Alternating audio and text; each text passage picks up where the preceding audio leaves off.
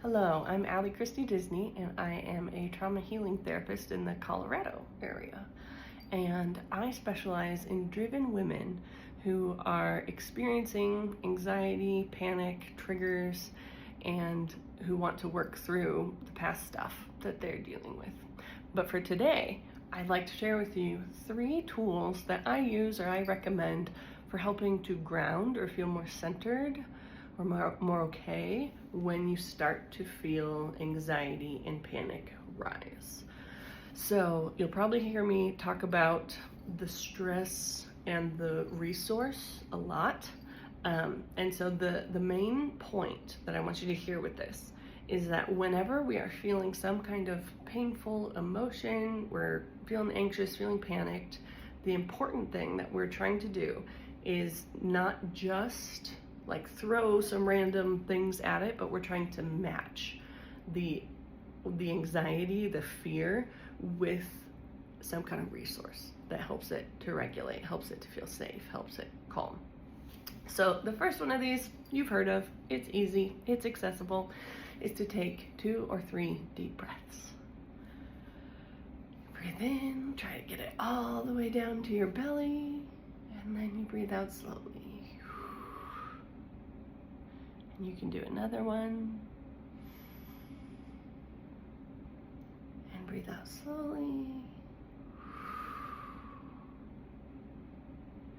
And so what this tool does is, and how it matches the stress with the resource, is the stress, the anxiety, the panic is telling our nervous system that we need to be in go mode. We need to like be ready because there's some threat coming.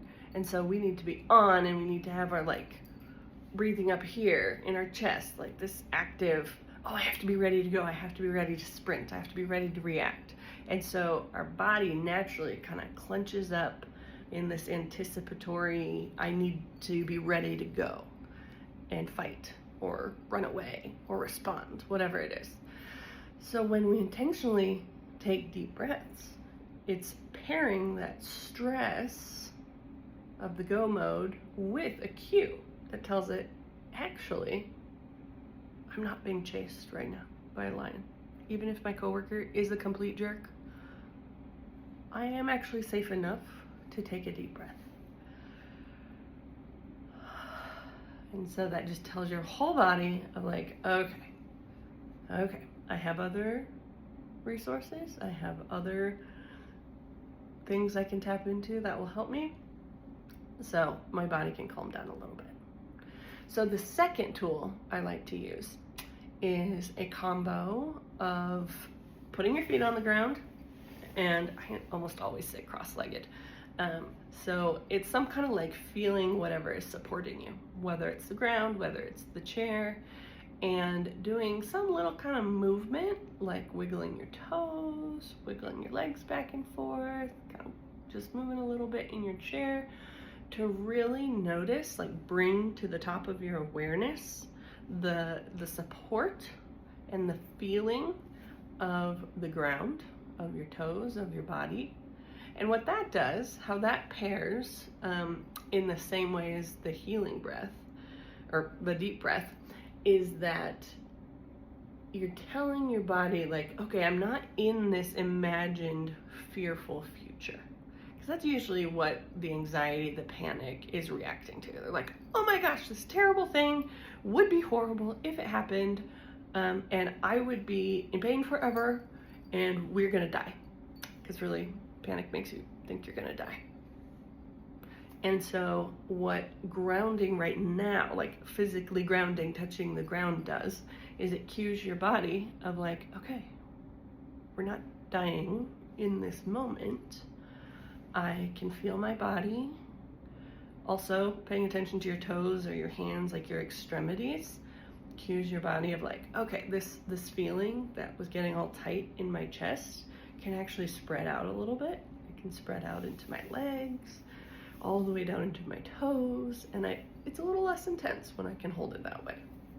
And I usually like to pair the grounding with my feet or where I'm sitting with taking a drink of something. So take a drink of your water, of your coffee, whatever you have on hand.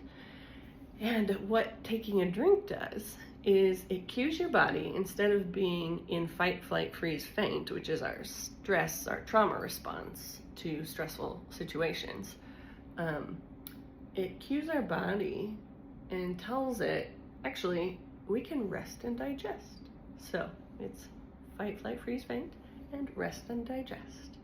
And so when we are safe enough to rest and digest, if I can take a sip of water right now, then I am telling my body, telling my nervous system that it's okay to calm down a little bit, to turn down the volume, turn down the thermostat on that stress response, and gives our body permission to feel more calm.